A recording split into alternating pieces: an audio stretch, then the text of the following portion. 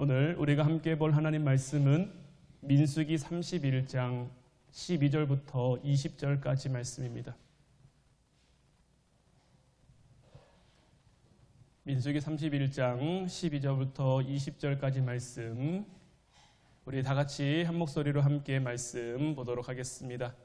그들이 사로잡은 자와 노략한 것과 탈취한 것을 가지고 여리고 맞은편 요단 강가 모압 평지의 진영에 이르러 모세와 제사장 엘르아살과 이스라엘 자손의 회중에게로 나아오니라. 모세와 제사장 엘르아살과 회중의 지도자들이 다 진영 밖에 나가서 영접하다가 모세가 군대 지휘관 곧 싸움에서 돌아온 천부장들과 백부장들에게 노하니라.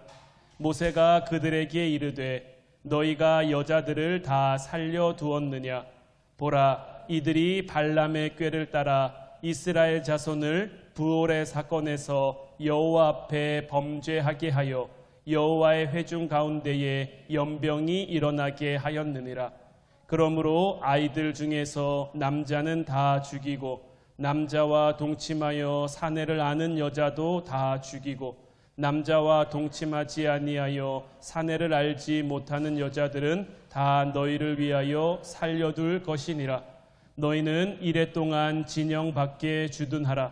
누구든지 살인자나 죽임을 당한 사체를 만진 자는 셋째 날과 일곱째 날에 몸을 깨끗하게 하고 너희의 포로도 깨끗하게 할 것이며 모든 의복과 가죽으로 만든 모든 것과 염소털로 만든 모든 것과 나무로 만든 모든 것을 다 깨끗하게 할지니라. 아멘. 할렐루야.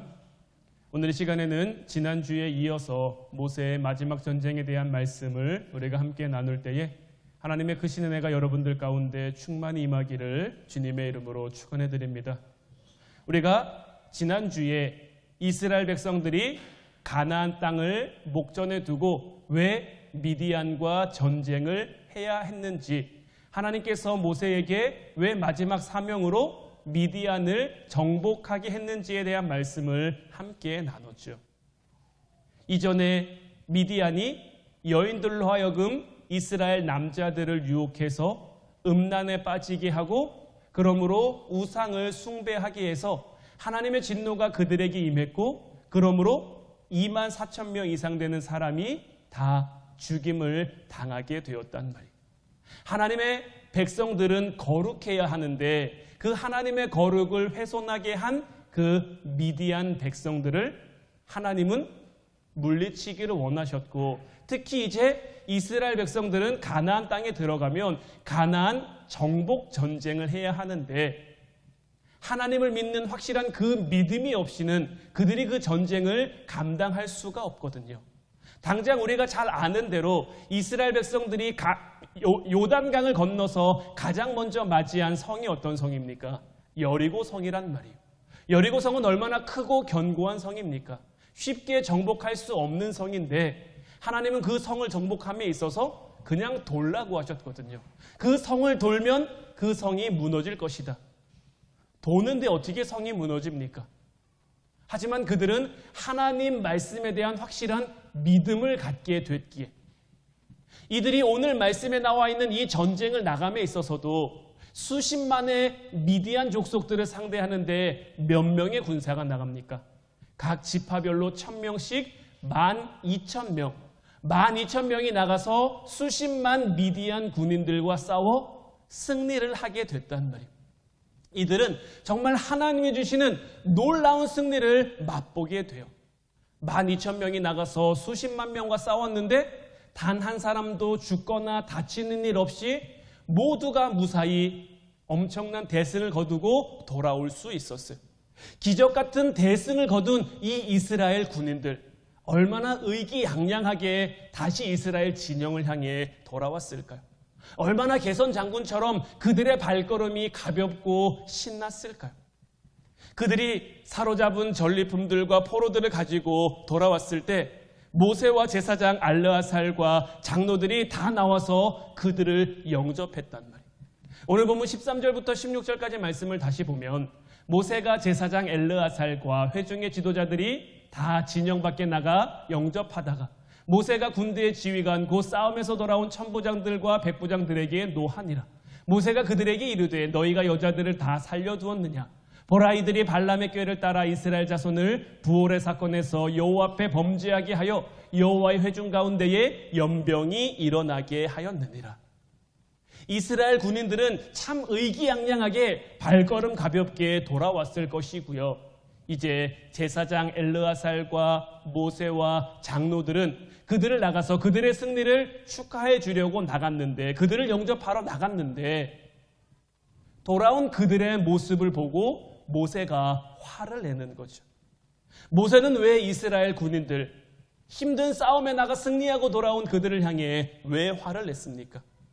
이스라엘 군대가 나가서 미디안 군인들, 미디안 남자들은 다 죽였는데 여자와 아이들은 포로로 잡아가지고 돌아온 거죠.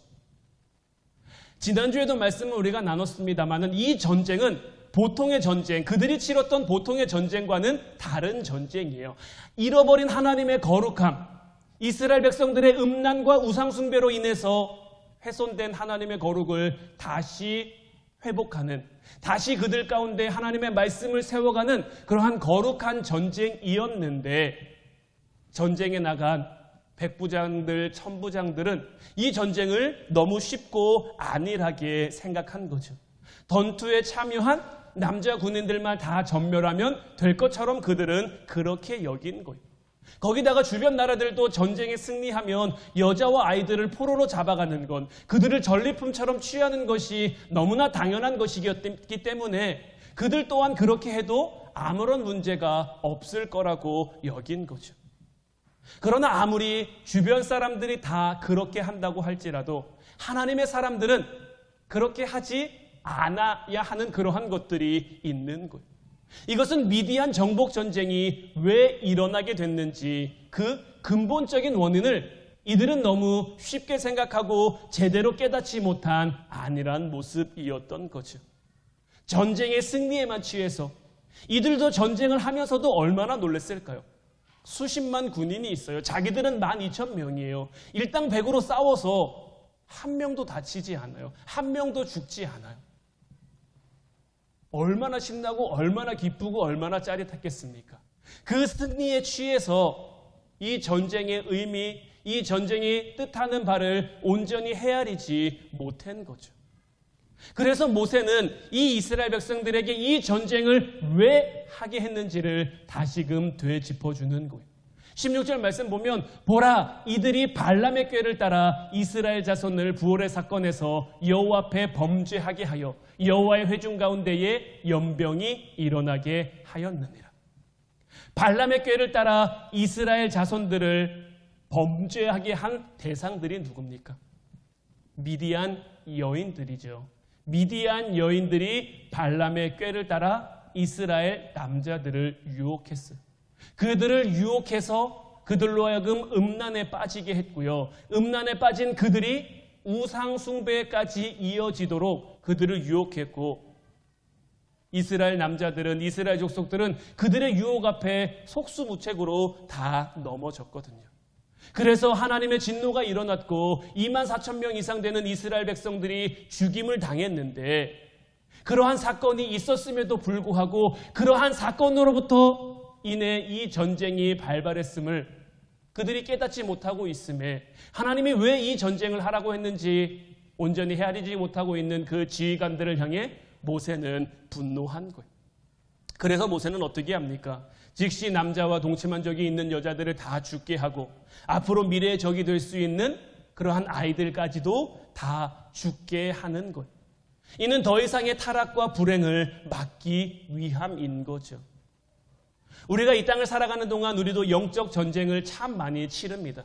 그런데 이 영적 전쟁은 치르는 것도 중요하지만, 그 영적 전쟁을 이기는 것도 중요하지만, 그 전쟁 이후에 그 전쟁을 수습하는 것도 굉장히 중요합니다. 그 뒷마무리가 어떤 의미에서는 전쟁 이상으로 더 중요하다라고 할 수 있어요.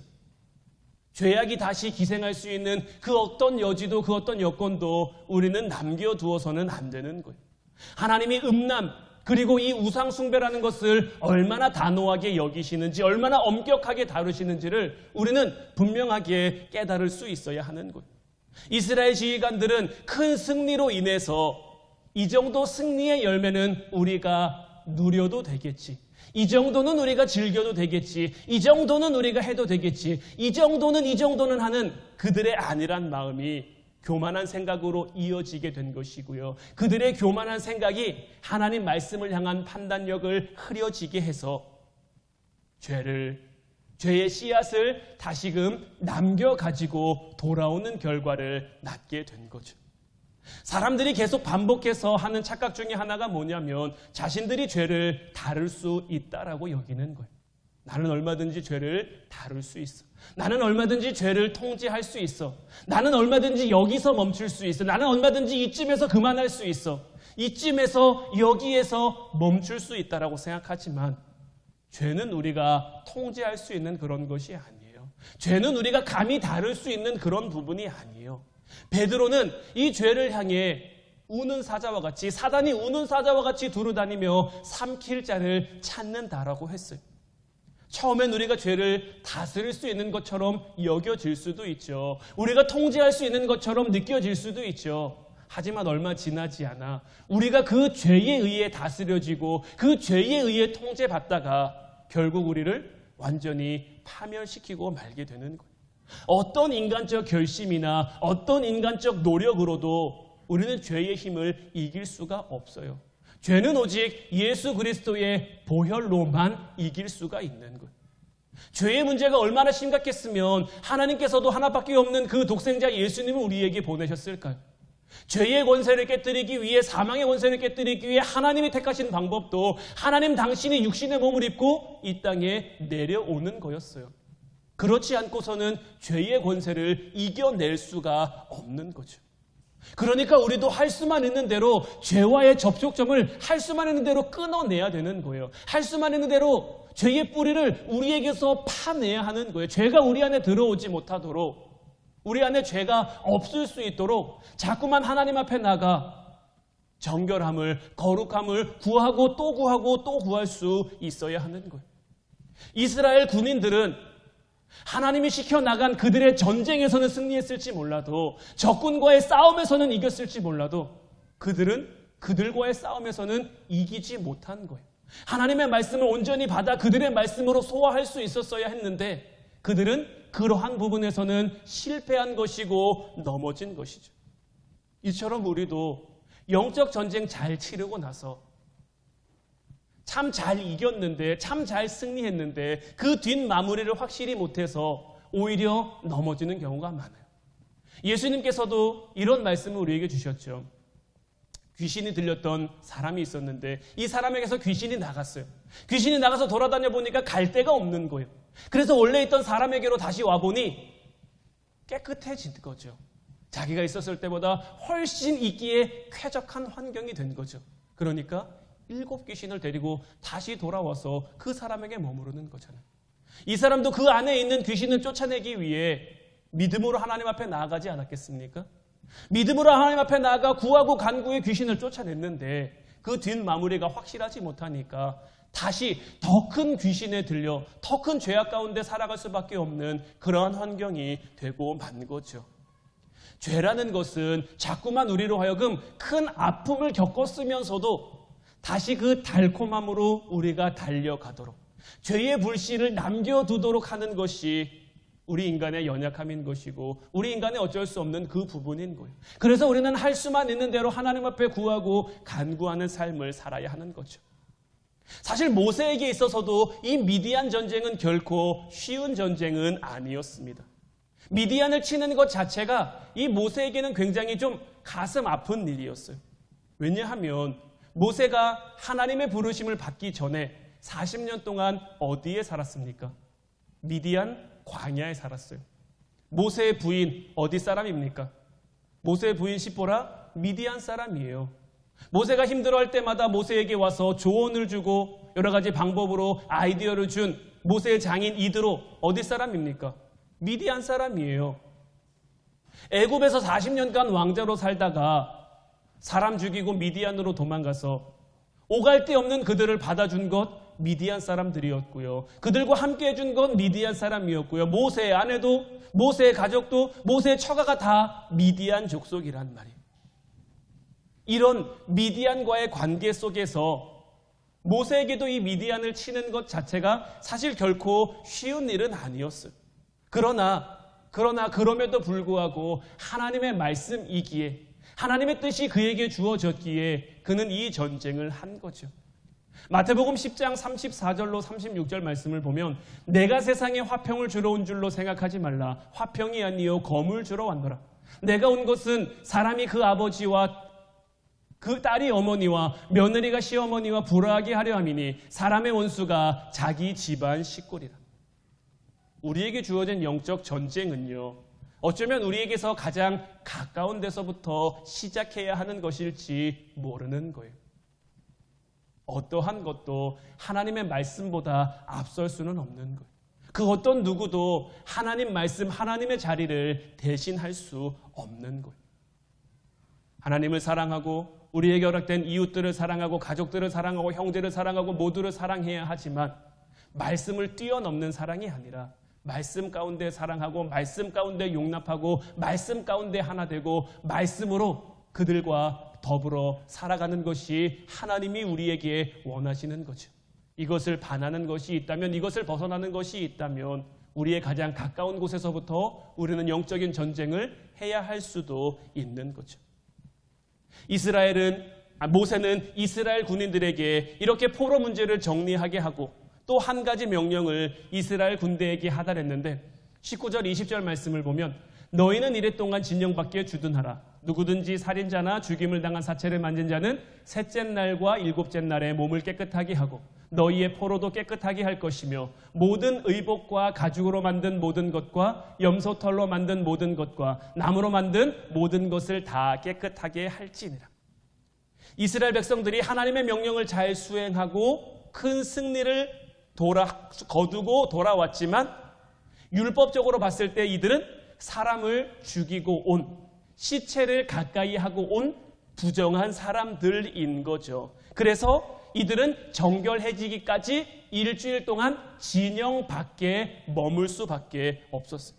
일주일 동안 진영 밖에 머물면서 정결의식을 행해야 다시 이스라엘 진영 안으로 들어올 수 있었던 거죠. 몸을 깨끗하게 하고 그들이 가지고 온 전리품들도 깨끗하게 하고 그들이 잡아온 포로들도 다 깨끗이 해야만 진영 안으로 들어올 수 있었어요. 이를 통해 하나님이 우리에게 말씀하시는 것은 무엇이냐? 그 어떤 무엇도 죄의 부정함을 가진 채로 하나님 공동체 안으로 들어와서는 안 된다라는 것을 보여주는 거예요.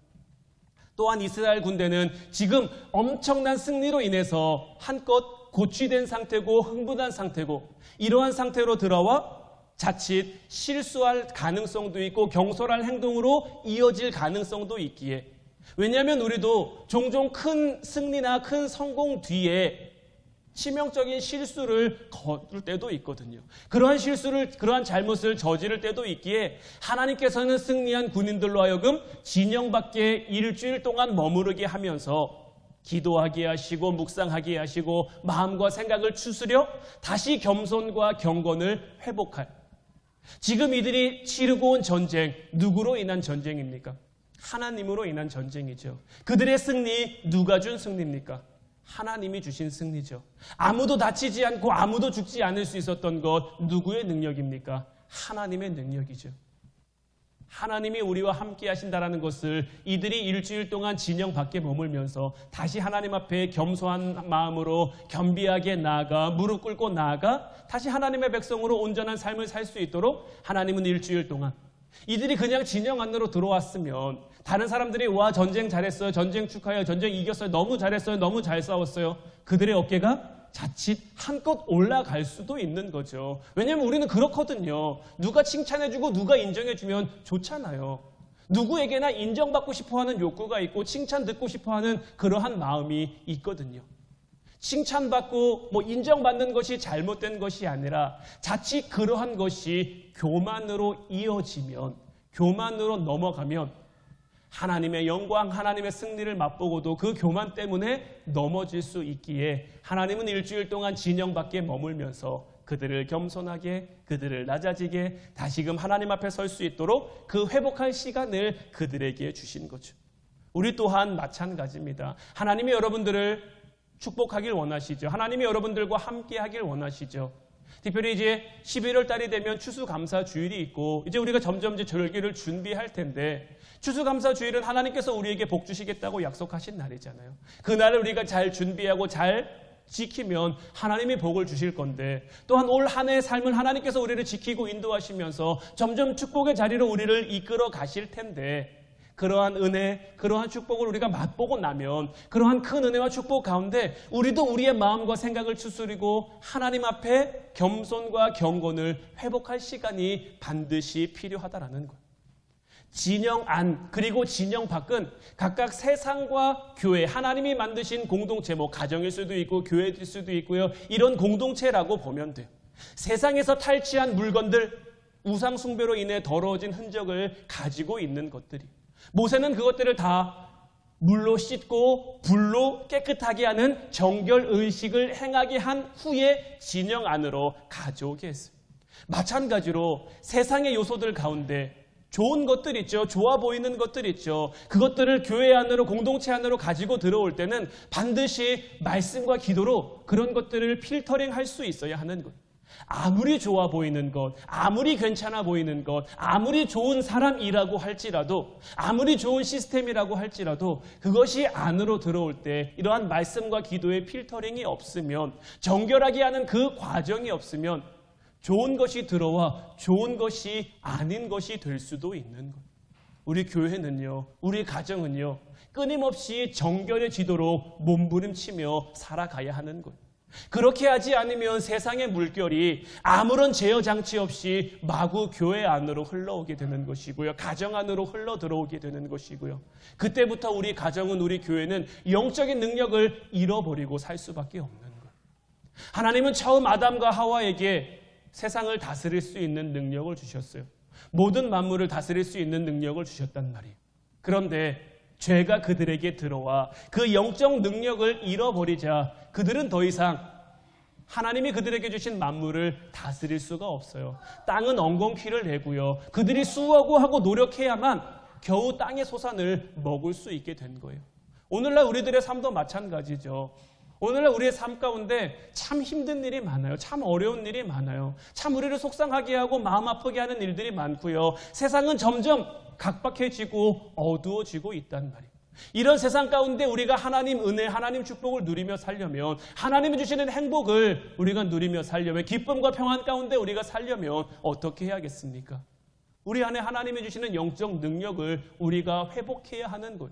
말씀과 기도로 세상의 것을 무분별하게 그냥 우리 안으로 가져 들어오는 것이 아니라 우리가 세상을 살아가기 때문에 세상의 것들을 안 쓰고 살아갈 수 없죠. 돈 있어야 되죠. 건강 있어야 되죠. 여러 가지 직장이나 일터나 이런 데서 우리가 해야죠. 하나님이 우리에게 그런 자리를 허락하셨으니까요.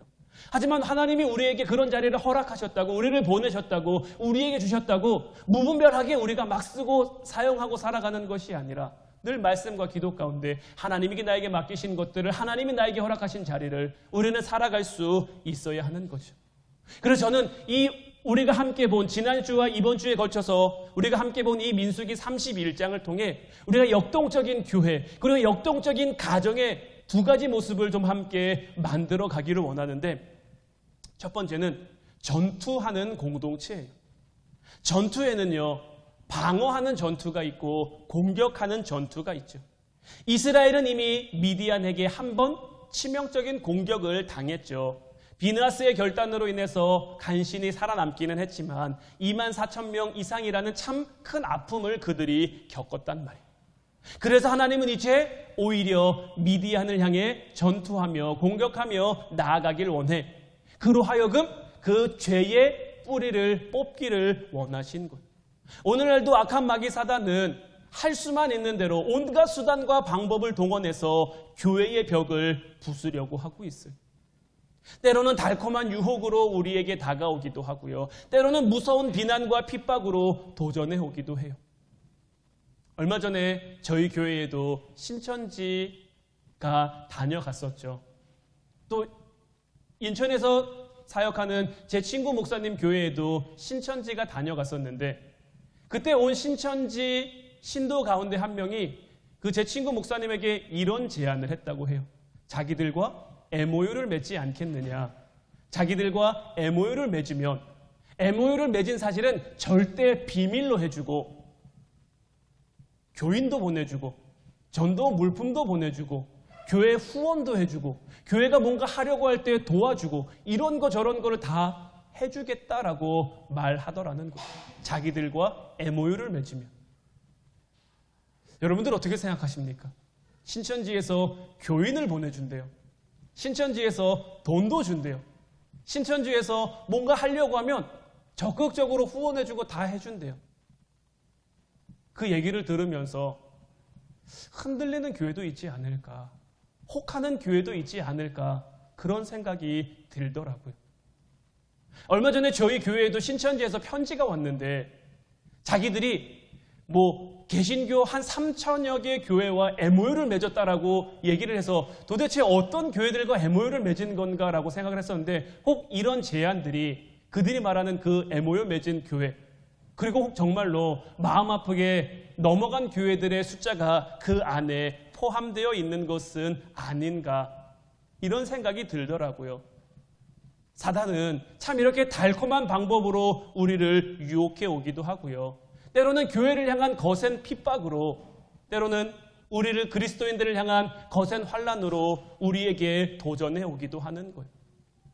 우리는 이런 영적 전쟁, 영적 전투 가운데 살아가고 있는데, 그런데 너무나 많은 그리스도인들이 참 낭만적으로 신앙생활하고 싶어하는 경우가 많아요. 신앙생활이 무슨 힐링 세미나 참여한 것처럼, 자기 개발 어떤 그런 프로그램에 참여한 것처럼 그렇게 착각하고 있는 경우가 참 많은 거예요. 그러나 우리 신앙생활은 영적 전투임을 한시도 잊어서는 안 되는 거예요. 운동 경기는 오늘 져도 내일을 또 기약할 수 있죠. 오늘 실패해도 내일 다시 도전할 수 있죠. 하지만 전쟁은요, 지면 끝인 거예요. 지면 그 다음은 없을 수도 있는 거예요. 영적 전쟁은 단 한순간에 그 생사가 엇갈릴 수 있기에 우리는 항상 정신을 차리고 있어야 하는 거예요. 그래서 주님께서도 근신하라, 깨어 있으라, 우리에게 말씀을 하는 거고요. 베드로도 우는 사자와 같이 사단이 두루 다니며 삼킬 자를 찾는다라고 우리에게 말하고 있는 거예요. 그렇기 때문에 우리의 가정은, 우리의 교회는 늘 전투에 임할 수 있도록 전투하는 공동체로 깨어 있어야 하는 것. 기도의 방어막, 말씀의 방어막을 우리 가운데 늘 두르고 있어야 하는 것. 기도하는 교회 가운데, 기도하는 가정 가운데 하나님이 은혜의 보혈로 덮어 그들을 지켜주시는 것. 거기에 한 걸음 더 나가 우리는 말씀의 검을 들고 마귀의 공격을 무찌르고 대적할 수 있어야 하는 거죠. 이제 더 이상 저는 여러분들이 사단의 공격 가운데 근근히 방어만 하고 간신히 살아남는 그런 신앙생활을 이어가는 것이 아니라, 오히려 그들을 무찔러, 그들을 물리쳐 승리하고 이기고 앞으로 나아가는 그러한 믿음의 사람들, 그러한 신앙인들로 여러분들이 세워가기를 바라는 거예요. 마귀의 근거지를 초토화하고 여러분들이 서 있는 곳이 빛의 자리가 되어, 소금의 자리가 되어 하나님 나라가 임하는 놀라운 역사가 나타나는, 여러분들 한 사람 한 사람이 여러분들이 보내심 받은 그곳에서 그러한 모습으로 서기를 원하는 거죠. 두 번째로 우리의 교회와 우리의 가정이 어떤 모습으로 세워져야 되느냐? 정결한 공동체로 세워져야 한다라는 거예요. 미디안은 처음부터 이스라엘에게 정면으로 공격을 가한 것이 아니죠. 음란한 유혹으로 그들을 무너뜨린 거죠. 음란한 유혹으로 이스라엘의 도덕성을 타락시키시고 그 틈으로 우상 숭배를 집어넣은 거예요. 미디안의 전략은 이스라엘 내부에서부터 죄로 인해 무너지는 전략이었어요. 그런데 이 전략이 참 무섭도록 그들 가운데 잘 먹혀들었고, 그래서 이스라엘은 큰 타격을 입을 수밖에 없었던 거예요. 그래서 미디안 전쟁을 치르고 돌아온 그 여인들을 모세는 허락할 수가 없었던 것이고 용납할 수가 없었던 것이죠. 우리도 세상과 싸우면서 우리도 모르는 사이에 세상적인 요소들이 우리 안에 들어올 때가 있어요. 우리나라도 예로부터 유교의 문화, 불교의 문화, 여러 가지 종교의 문화들이 좀 잔재되어 있기에 그런 잔재된 요소들이 우리도 모르는 사이에 우리 안에 들어올 수도 있는 거예요.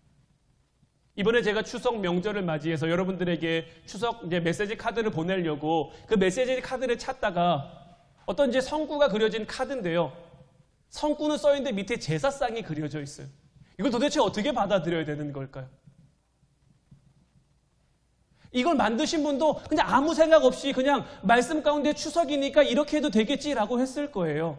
아무 생각 없이 받으면 아무렇지 않게 그냥 넘어갈 수도 있지만 이걸 우리가 조금만 정신을 차리고 보면 말씀과 제사상이 함께한다라는 게 이게 어떤 신개념 문화인지는 잘 모르겠습니다만은 세상적 요소들이 이렇게 우리도 모르는 사이에 우리에게 젖어 들어올 때가 참 많은 거예요.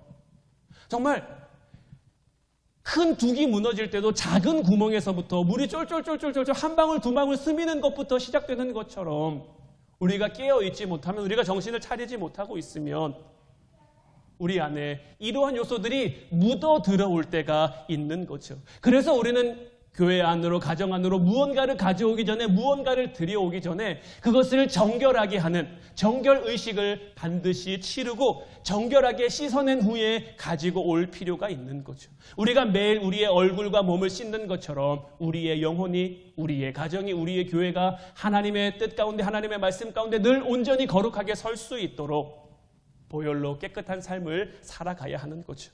그렇지 않으면 교회 안으로, 우리 가정 안으로 돈, 음란, 질투, 미움, 욕심, 권력, 명예 이런 것들, 물론 우리가 잘 가지고 들어와서 잘 사용하면 너무나 좋은 것들이죠. 물론 미움과 질투와 음란 이런 것은 아니지만 돈이나 명예나 권력이나 힘 같은 것은 우리가 잘 쓰면 얼마든지 잘 쓸 수 있는데 잘못 쓰면, 잘못 사용되어지면 이런 것들이 우리 안에 들어와 우리를 무너뜨리는 거예요. 우리 안에서부터 우리 스스로가 무너져 하나님 앞에 거룩을 잃어버리게 하는 거죠.